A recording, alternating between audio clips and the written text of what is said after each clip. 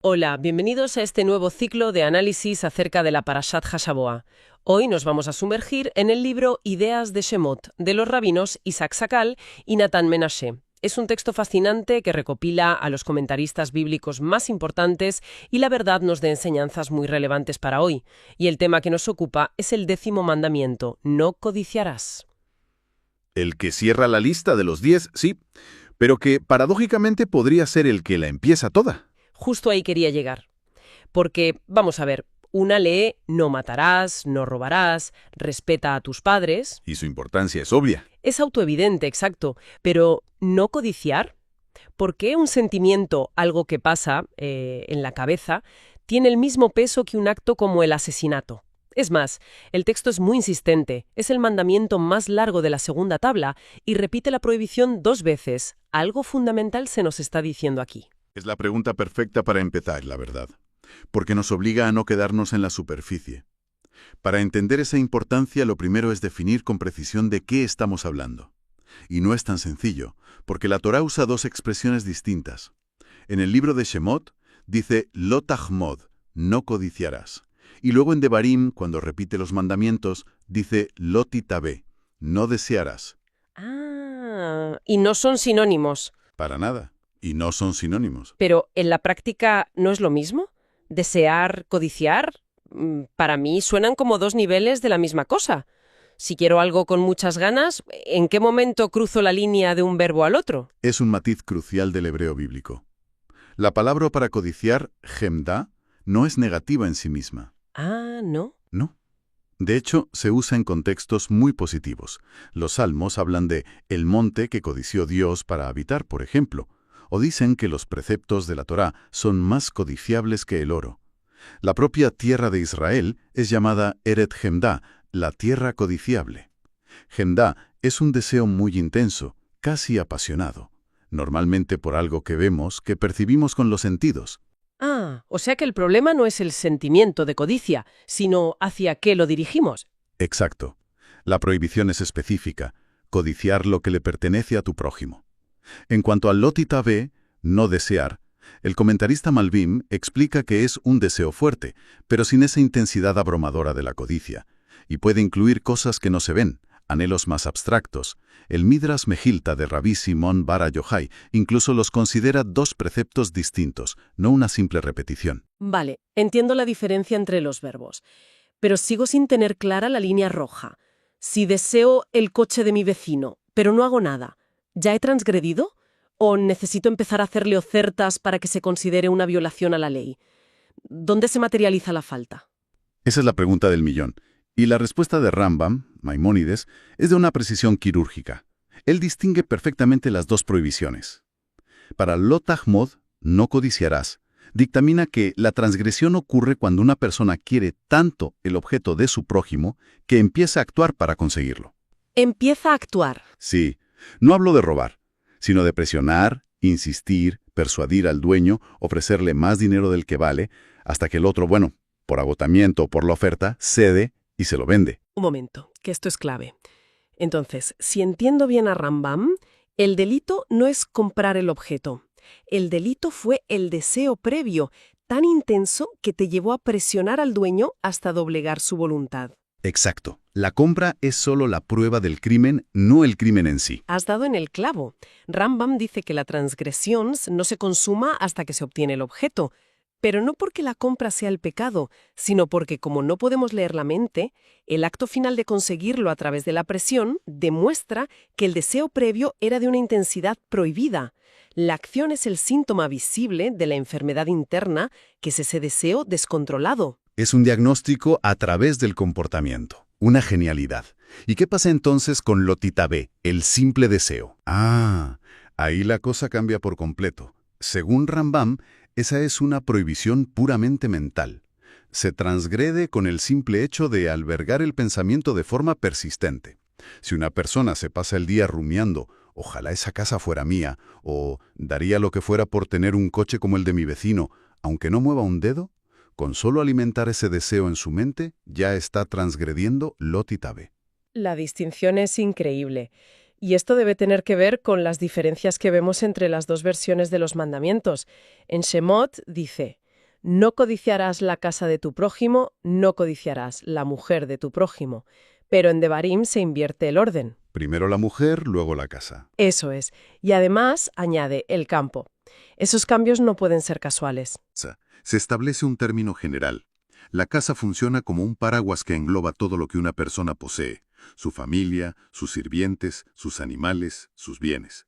Es la categoría principal. ¿Entendido? ¿Y el cambio en Devarim? ¿Poniendo a la mujer primero? Nos enseña una regla distinta y muy sutil. Al destacar a la mujer, se nos indica que la prohibición de codiciar se aplica con especial fuerza a aquellas cosas que, por su naturaleza, una persona no vendería.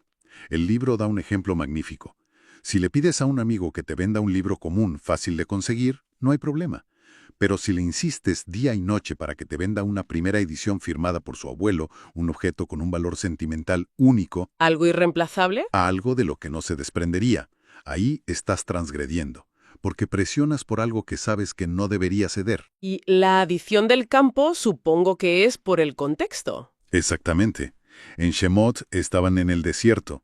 ¿Qué campos iban a codiciar? En Devarim están a las puertas de la tierra de Israel. La posesión de la tierra se va a convertir en algo central en sus vidas y, por tanto, en un nuevo y poderoso objeto de posible codicia. Aún así, me sigue rondando una duda. ¿Cómo se puede legislar sobre un sentimiento? Es como si me ordenaran no soñar con algo. Controlar una acción, lo entiendo. Pero, ¿cómo se le ponen riendas a un deseo que surge espontáneamente? Es la objeción clásica, y Rabbi Abraham ibn Ezra la aborda de una forma muy psicológica, casi moderna. Él argumenta que una persona mentalmente sana no desea lo que sabe que es absolutamente inalcanzable. Su ejemplo es que un campesino no se pasa la vida fantaseando con casarse con la hija del rey. ¿Por qué? Porque es imposible. Porque en su mente es una barrera infranqueable, una imposibilidad. Por tanto, dice Ibn Itzra, codiciar lo del prójimo es en el fondo una falta de sensatez. Es no aceptar que Dios ha determinado qué le corresponde a cada uno. No sé si hoy en día esa idea se sostiene tan fácilmente. Nuestra cultura nos bombardea con imágenes de vidas inalcanzables y nos anima a desearlas, la fama, los lujos. Parece que toda la publicidad se basa en crear deseos por lo que no tenemos. ¿No es un poco optimista pensar que podemos simplemente apagar ese deseo porque es irracional? Es un desafío, sin duda. Pero Ibn Ezra nos da herramientas. La primera es la racionalización. Debemos construir una barrera mental. Grabar en nuestra mente que la mujer de otro, por el hecho de estar casada, es tan inaccesible para mí como la hija del rey para el campesino. No es una opción. Punto. Se saca de la ecuación. Esto conecta con el famoso dicho de nuestros sabios: ¿quién es rico? El que se contenta con lo que tiene. El que no está permanentemente comparándose y mirando el jardín del vecino. Justo. Y la segunda herramienta es la aceptación, que es un ejercicio de fe. Consiste en internalizar la idea de que lo que Dios ha dispuesto para cada uno es lo que es justo y correcto para esa persona. Si uno llega a sentir de verdad que lo que tiene es lo que le corresponde, el deseo por lo ajeno se disuelve. No porque te fuerces a no desearlo, sino porque entiendes a un nivel profundo que, sencillamente, no es para ti. Ahora sí que empiezo a ver la magnitud de este mandamiento. No es solo un sentimiento interno, es la raíz que puede envenenar todo el árbol. Exactamente. Y Rabí Obadía Seforno lo explica con una lógica aplastante. La codicia es el motor de los peores crímenes. Una persona desea algo con una fuerza arrolladora, intenta conseguirlo legalmente y no puede. ¿Cuál es el siguiente paso? Robar. Robar. Si lo que desea es la mujer de otro, puede llevar al adulterio. Y en casos extremos, si alguien se interpone entre el codicioso y su objeto de deseo, puede llevar al asesinato. La Torá, al prohibir la codicia, no está podando las ramas, está arrancando el problema de raíz, antes de que germine. Claro. Y eso explica por qué lo ponen al final de la lista. No es el menos importante, es la base de todo lo anterior. Es como prohibir los incendios y luego, al final, añadir: ah, y por cierto, no juegues con cerillas y gasolina. Es una analogía perfecta. Si miras los últimos 5 mandamientos, van en un orden de gravedad aparente. No matarás, no cometerás adulterio, no robarás, no darás falso testimonio. Y al final, no codiciarás. Parece el más leve, pero en realidad, la Torá nos está revelando el secreto. La codicia es el móvil, la causa subyacente de todos los anteriores. Es el origen de la delincuencia. Exacto. Y las consecuencias no son solo individuales, sino que los sabios lo vieron como un problema a nivel nacional. Sin duda. Rav Huna sostiene que el pueblo fue al exilio porque codiciaban los campos y apetecían las casas de sus vecinos. Y se aplica el principio de medida por medida. Si el pueblo de Israel codicia lo ajeno, Dios hará que sus enemigos codicien su tierra. Pero si aprenden a contentarse con lo suyo, Dios protegerá su tierra para que otros no la deseen. Para ilustrar hasta qué punto puede degradar a una persona, el libro trae una historia del Talmud que es realmente escalofriante. Una historia que es una clase magistral sobre la anatomía de la maldad que nace de la codicia. Cuenta que un joven fue a aprender carpintería con un maestro que le enseñó todo, sin cobrarle nada. Pero con el tiempo, el aprendiz empezó a codiciar a la esposa de su maestro. Y aquí empieza el descenso. La codicia no es un sentimiento pasivo, es un motor que empieza a maquinar. Totalmente. Y de un plan terrible. Le dijo al maestro que mandara a su esposa a recoger un dinero del taller. Cuando ella fue, el aprendiz la retuvo a propósito, haciéndole perder el tiempo. Ya vemos la primera acción. El deseo se está convirtiendo en una estrategia malévola. Ya no está solo en su mente. Exacto. Cuando el carpintero, ya preocupado al anochecer, fue a buscarla, el aprendiz le mintió descaradamente. Le dijo que ella se había ido hacía mucho, pero que la vio irse con unos jóvenes al campo, sembrando una duda venenosa. Es una manipulación cruel, un ataque al núcleo de confianza de la pareja. Y no paró. Día tras día siguió envenenando la mente del maestro, diciéndole que su esposa no era digna de él, que debería divorciarla. El carpintero, completamente engañado, aceptó, pero no tenía dinero para pagarle la ketubá, el contrato matrimonial. Y aquí el aprendiz da el siguiente paso, disfrazando su maldad de generosidad. Se ofreció a prestarle el dinero. Una vez que el maestro, con ese dinero, divorció a su esposa, el aprendiz fue y se casó con ella. Pero la maldad no había terminado. Poco después, le exigió al carpintero la devolución del préstamo. Sabiendo perfectamente que no podía pagar. Lo estaba acorralando. Así es. Sin otra opción, el carpintero tuvo que venderse como esclavo a su antiguo aprendiz. La escena final que describe el Talmud es desgarradora. El maestro sirve vino en la mesa donde comen su verdugo y su exesposa, y sus lágrimas caen en la copa.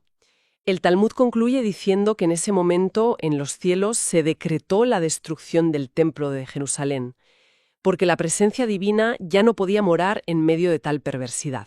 Esta historia es brutal porque lo muestra todo. La codicia transforma al aprendiz.